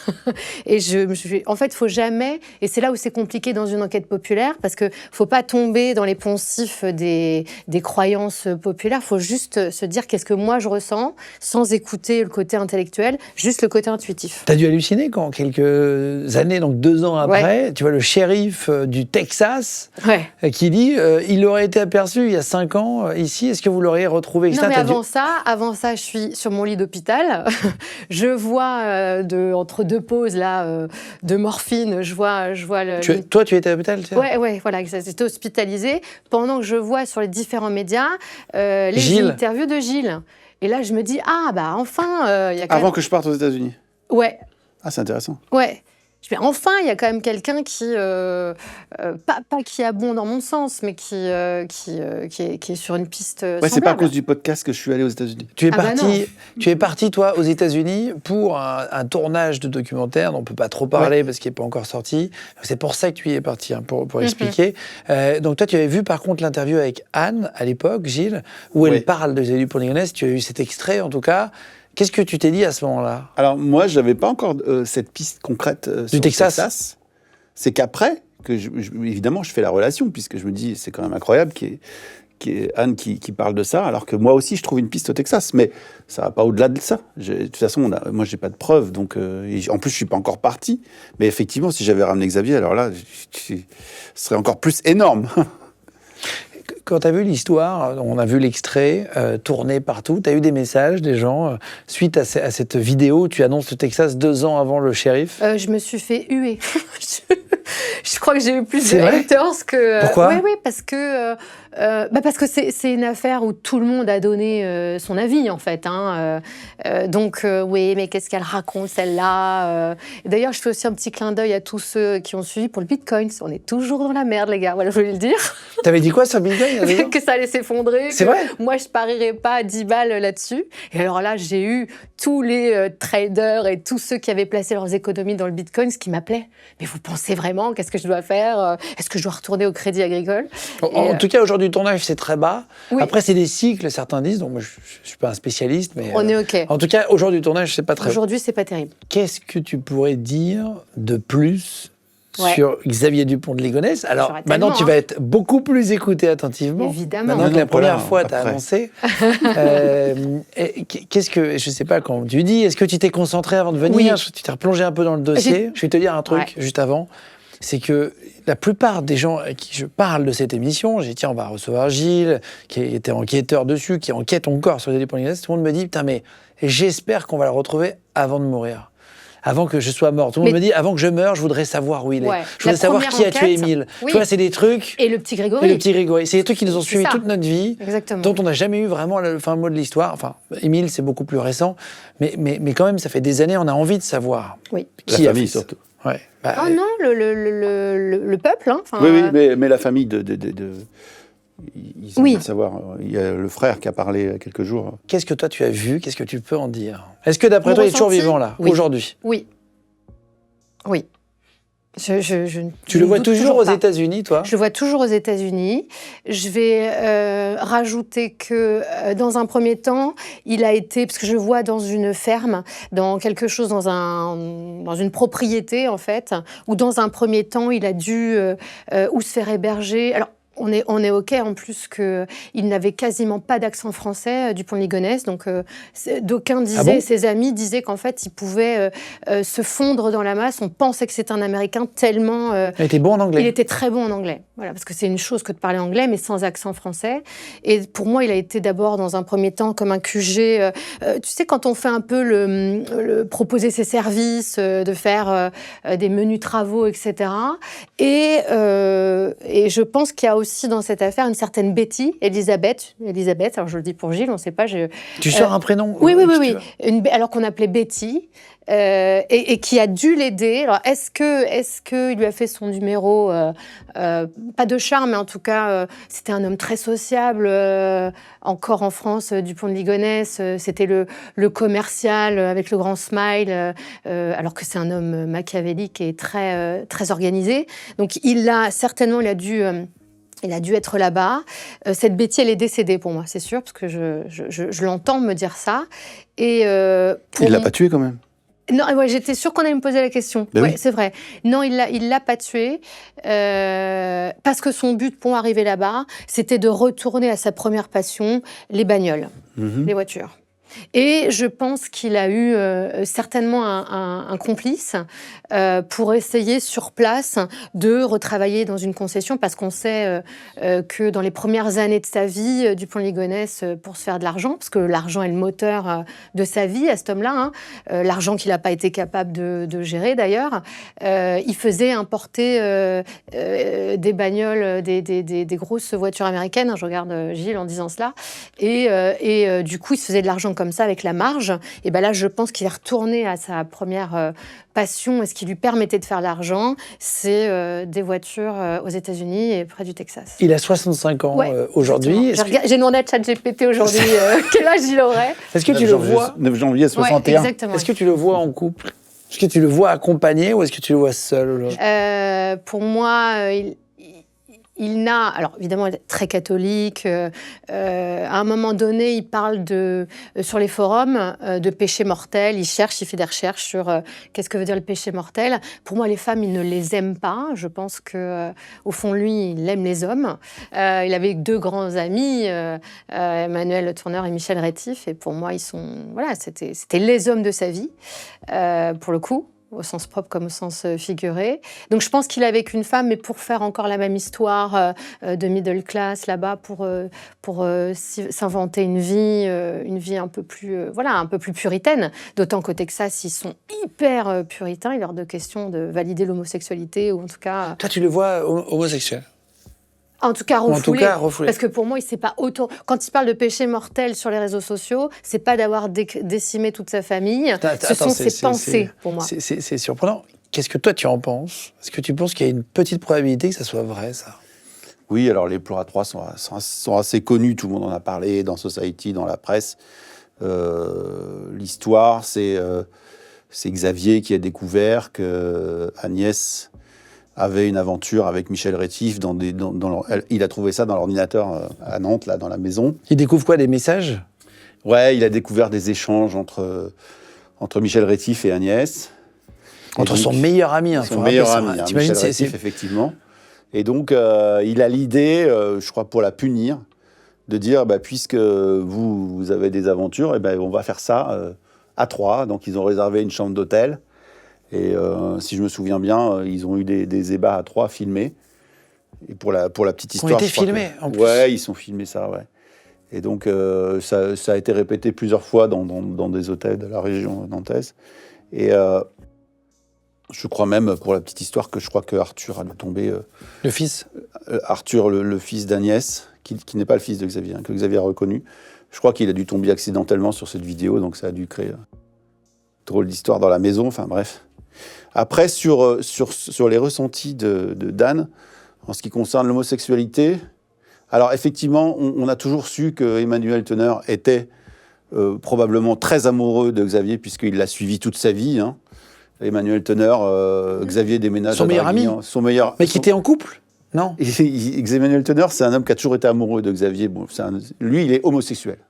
Lui, il a fait son coming out. Ah oui, il a fait son coming lui, c'est out. un homosexuel. Donc, il a suivi Xavier toute sa vie. C'est-à-dire que Xavier, il a déménagé de multiples fois. Et Emmanuel Teneur l'a toujours suivi partout. Et d'ailleurs, C'est intéressant la personnalité de comprendre aussi tout ça. Donc il y a un deuxième ami qui est Michel Rétif. Est-ce que Michel Rétif était homosexuel ou amoureux de Xavier? J'en sais rien. Ouais. Moi, j'ai jamais eu ce sentiment-là. Pourtant, je l'ai rencontré, Michel. Mais moi, j'ai toujours cru que c'était Michel qui exerçait une influence sur Xavier. Michel a une gueule, en fait, d'un mec à baroudé, il a le visage ridé et tout, et moi j'ai toujours pensé que c'est lui qui exerçait une fascination sur Xavier, et j'ai discuté avec... Pourquoi? Dans quel sens? Qu'il avait un charisme, Xavier Dupont de Ligonnès? Pourquoi L'un des deux a du charisme, en tout cas, l'un des deux exerce une fascination sur l'autre. Moi je pensais que c'était Michel qui exerçait une fascination sur Xavier, et en fait j'ai longuement... que Xavier Dupont de Ligonnès était charismatique quand même, tu penses? C'est quand même quelqu'un qu'on peut aimer. Moi, j'ai découvert que finalement, sa femme m'a expliqué que Michel était fasciné par Xavier. Mais elle a employé le mot fascination. C'est-à-dire que bizarre dès pour Xavier... un ami. Ouais, fasciné. c'est bizarre, ouais. C'est malsain. Mais bon, ils sont allés ensemble aux États-Unis, ils ont vécu des choses, probablement très longtemps. Plusieurs fois, ils ont fait des voyages. Ils ont dormi ensemble dans la même bagnole. Ils ont vécu des choses. Et d'ailleurs, Xavier, il en parle dans sa lettre. Ça veut rien dire. Ouais, ça, Non, mais bien sûr que ça veut rien dire. Ça n'a rien à voir avec l'homosexualité. Mais il se trouve que dans mes recherches, j'ai aussi interrogé un autre homme qui est parti aux États-Unis avec Xavier, où ils se sont rencontrés là-bas en Floride. Et le monsieur m'a dit, Xavier, je pense qu'il est homosexuel. Si vous cherchez Xavier aux États-Unis, vous devriez chercher dans le milieu homosexuel. Il te dit ça? Il me dit ça. Il me dit, si vous voulez le trouver, cherchez-le dans le milieu homosexuel de Floride. Bon, moi, à l'époque, quand il me dit ça, j'ai aucune connexion avec l'homosexualité de Xavier. Je sais que donc il y a une fascination entre deux hommes qui sont très proches de lui.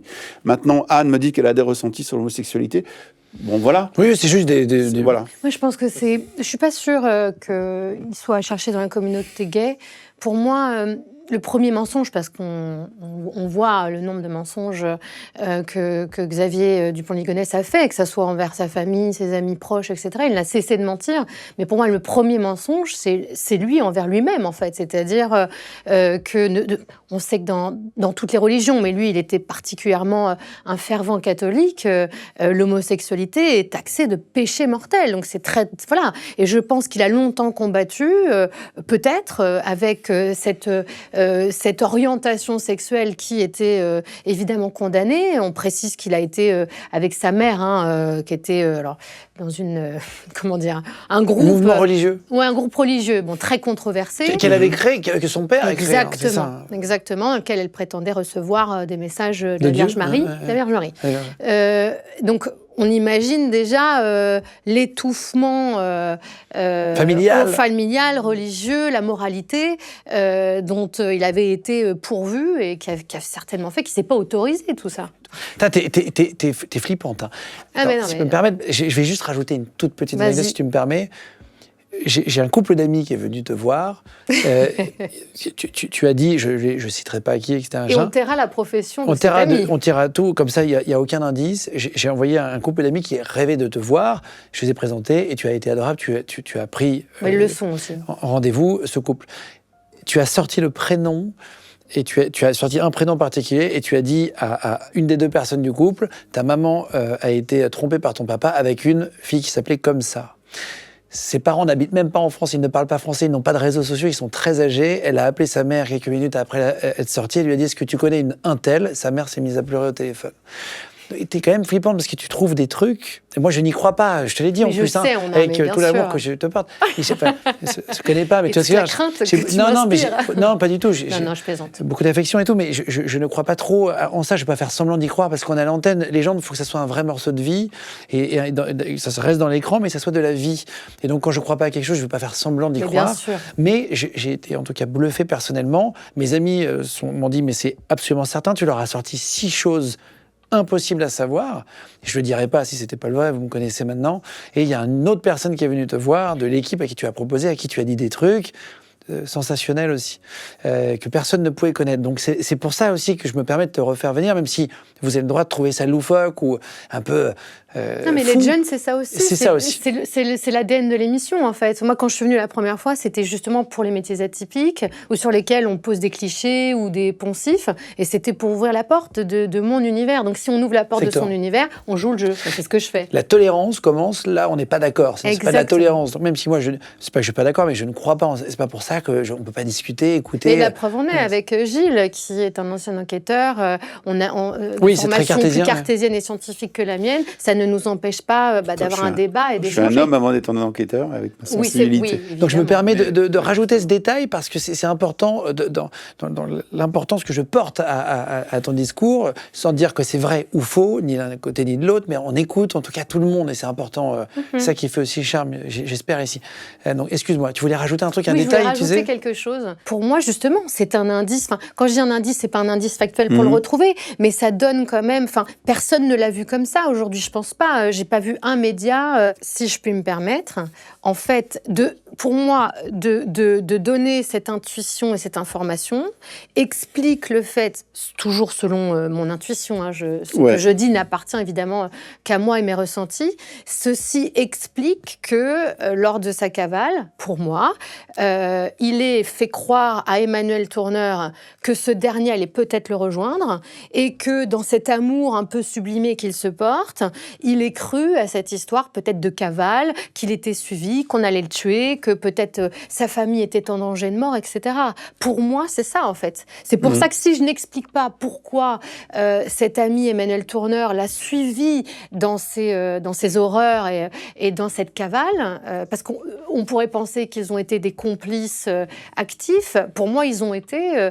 c'est comme un amoureux transi qui ferait tout pour celui qu'il aime, qui lui raconte qu'il est poursuivi par des tueurs. Alors, je ne sais pas ce qu'il a raconté exactement. Je ne suis pas sûre qu'il était dans les services secrets américains. Alors non, moi, je pense qu'il a davantage raconté que, justement, il était poursuivi par des ennemis et que toute sa famille était en danger. Ça, c'est mon ressenti.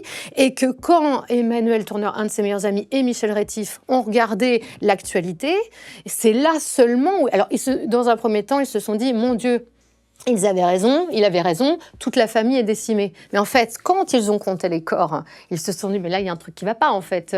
Il en manque un. Il en manque un de corps. Et ils ont compris, pour moi, et Michel Rétif et Emmanuel Tourneur, ils ont compris qu'ils s'étaient fait avoir par l'homme qu'ils admiraient depuis toujours, c'est-à-dire Xavier Dupont de Ligonnès. Donc toi, tu penses... Ils sont décédés aujourd'hui, les deux. De chagrin, quand même. C'est-à-dire Emmanuel Tourneur, il était déjà dans l'alcool, il était déjà dépressif et sur une pente descendante, mais la mort de Dupont de Ligonnès a terminé de l'achever. De la même façon que Michel Rétif. C'est suicidé, mais de chagrin aussi. Ils étaient malades tous les deux. Ils n'ont pas laissé de lettre à leur décès sur l'affaire Xavier Dupont de Ligonnès ? Ils n'en ont jamais rien dit par loyauté. Mais les deux savent. Les deux savaient.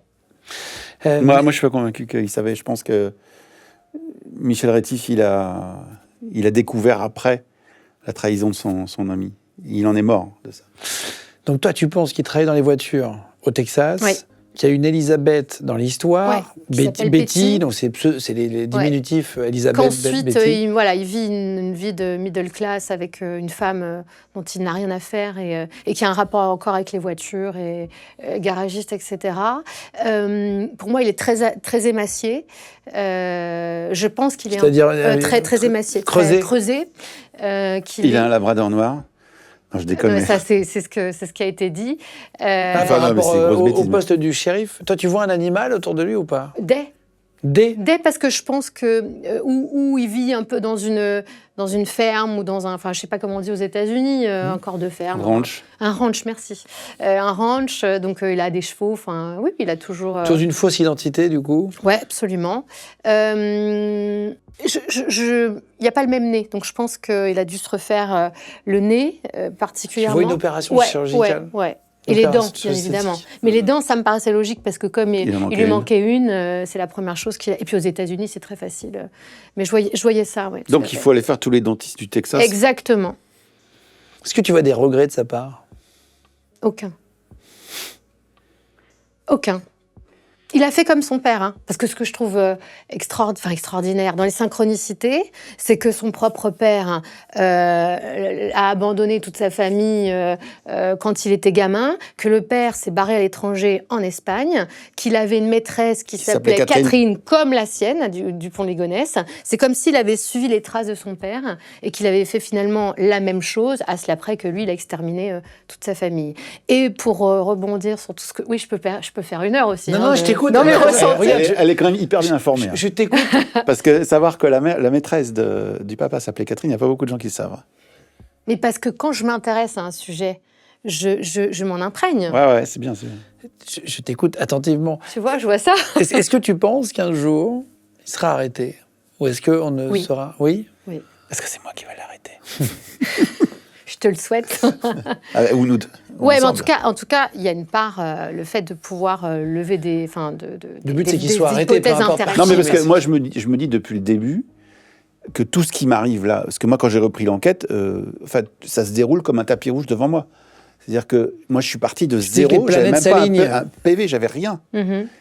Mais j'ai écrit 300 pages et j'aurais pu en écrire 1000, que je me dis, c'est pas possible. Tout ça, c'est pas possible que ce soit pour rien. C'est un truc de dingue, tout ce qui m'arrive, moi. Même que je sois avec toi, c'est un truc de dingue. Je veux dire, je suis un flic du dossier, et puis là, j'arrive à Légende en train de raconter mon histoire, mais pour moi, c'est pas la finalité. Ma finalité, c'est pas d'arriver chez toi. Hein. Ma finalité, c'est de retrouver Xavier Dupont de Ligonnès. C'est ton obsession aujourd'hui? Tu y penses dans le mot obsession est super intéressant, puisqu'il y a deux penchants. C'est-à-dire que le matin, tu te lèves en te disant que tu as un but. J'ai autre chose à faire aussi, mais l'obsession, il y a deux penchants. Il y a le positif ou le négatif. Mais j'essaye d'être sur la crête parce que si c'est le négatif, je deviens dingue. Tu peux être obsédé par un succès d'une boîte. Tu peux être tous obsédé les gens par qui réussissent, est-ce que tu n'as pas été obsessionnel pour réussir? Ah, mais c'est obligatoire. Voilà, c'est ça. Je travaille de manière obsessionnelle pour que ça fonctionne. Donc moi, je pense que je suis obsessionnel dans le sens comme toi. Si je veux retrouver Xavier Dupont de Ligonnès, il faut être obsessionnel un petit peu, ouais. Je sais pas le choix. Bah, lui, il l'était aussi, hein. Ah oui, obsessionnel. Ouais. Rendez-vous dans 2 ans. Ouais. Ah bah non, avant. On va le trouver avant. Tu penses que ça peut être rapide? Ah, je te pose beaucoup de questions précises. Non, mais moi, je suis là pour ça. Hein. Rapide, je pense pas. Tu crois qu'il se renseigne sur lui parce que s'il fait des recherches sur Google... Il est tellement narcissique. Oui, mais s'il tape Xavier Dupont de Ligonnès, au bout d'un moment, ça va tilter quelque part, non? Près des services américains, non? Est-ce que la maman qui est décédée peut avoir une interaction sur le futur? C'est-à-dire que parce qu'en fait, il voulait pas que sa mère souffre de... Il a dit, je veux pas que maman ou Christine puisse croire que je suis coupable. Alors, est-ce que le fait que la maman soit morte il y a quelques mois... Christine, c'est sa sœur. Christine, sa sœur, et Geneviève, c'est sa mère, donc elle vient de mourir. Est-ce que ça pourrait pas déclencher le schmilblick? Que le type se dise, bon, voilà, maman, elle est morte maintenant, bon... Il y a encore quand même sa sœur. Ouais, après, s'il vit dans un ranch complètement à l'aise, tu as l'air de dire qu'il a une vie, donc il n'a aucune raison d'aller se rendre de lui-même. Non, mais c'est surtout que, pardon pour ce que je veux dire, mais pour moi, il jubile. C'est-à-dire que pour moi, il y a une espèce de... En plus, si je l'ai croisé là-bas, il doit jubiler encore plus. Ouais. Tu le vois avec d'autres enfants? Non. Aujourd'hui? Non. Non. Et pour moi, dans ce qu'il est, c'est pour ça qu'il a tué sa femme en premier. Et qu'elle n'était pas droguée, en fait. Pour toi, c'est ça, là? Oui, parce qu'en fait, il y a une espèce de... c'est sa libération à lui. En fait, le regard que l'autre peut porter sur lui l'importe énormément. Le problème, c'est que s'il est dans un ranch au Texas, moi, j'en reviens, on ne le trouvera jamais. Et c'est lui qui a dit ça. Là, je viens de décevoir Gilles, du coup. Non, mais c'est pas ça, parce que moi, j'arrive du Texas, et des ranchs, mais c'est-à-dire que quand vous êtes vous savez, aux États-Unis, au Texas, c'est une route qui fait 400 km de long et il n'y a même pas un virage. Ouais. Et à droite et à gauche, il y a des portails, c'est écrit ranch. Et tu peux pas rentrer dedans? Non, mais on le voit même pas, le ranch. C'est-à-dire que c'est tellement gigantesque que le ranch, il est peut-être à 20 km plus loin. Et on voit rien. Et de toute façon, il y a une route, et puis après, il n'y a que des pistes. Et pourquoi tu vas pas sonner dans des ranchs et tu montres le visage en disant, il a peut-être le nez différent, et t'en fais plein. Et au bout d'un moment, tu vas peut-être avoir quelqu'un qui va te dire, ah, tu peux y aller. Tu peux y aller. Personne ne te dira qu'il est là, même s'il est là. Pourquoi? Parce que cet endroit du Texas où je suis allé, je ne sais pas si c'est le même endroit que toi tu as vu, mais cet endroit où moi je suis allé, c'est l'endroit des États-Unis où si tu as envie de disparaître, Tout le monde te dit bienvenue. Et si quelqu'un vient demander après toi, personne ne te connaît. Oui, mais il y a bien des gens qui l'ont vu à la supérette, Oui, dans mais un village. les gens ne posent pas de questions. C'est-à-dire, les gens, ils savent que parmi eux, il y a des criminels, pas que, Ah, ils l'acceptent, ça? mais c'est comme ça, là-bas. Et le shérif nous l'a dit. Il a dit, s'il est là, c'est le meilleur moyen de disparaître aux États-Unis. À cet endroit-là, où j'étais. Fort. C'est les ghost towns, les anciennes mines de mercure des États-Unis, à la frontière mexicaine. Peut-être tu peux tomber, si tu le fais, peut-être sur un mec honnête ou sur peut-être les vendeurs de voitures. On cherche Tu une parles de Elisabeth voitures. qui s'appelait Betty. Parle de voitures, Voilà. peut-être fait les concessionnaires. Qui et t'y vivait vas. toute seule dans sa ferme, parce que pour moi, c'était une femme seule. Au moment, voilà. Je te propose qu'on fasse une partie 2, en tout cas, Anne, si tu veux bien. Bah oui, les gens l'ont On se- réclamé. on se revoit dans se revoit quelques bientôt. semaines, le temps de préparer. Exactement. Et on se fera une partie 2 avec Anne Tufigo. Ouais. Merci en tout cas d'être venu. Merci. Je serre la main de loin. Merci beaucoup. Bon, Gilles, on reste en contact. Voilà, oui, oui, D'être venu, voilà. vous On va bosser. reverrez peut-être. Ah oui, il faut qu'il vous me laisse les coordonnées, parce que Non, là, mais on va... oui, on va- Bon, évidemment. nous, on continue On va mon voler. épouse l'émission. derrière.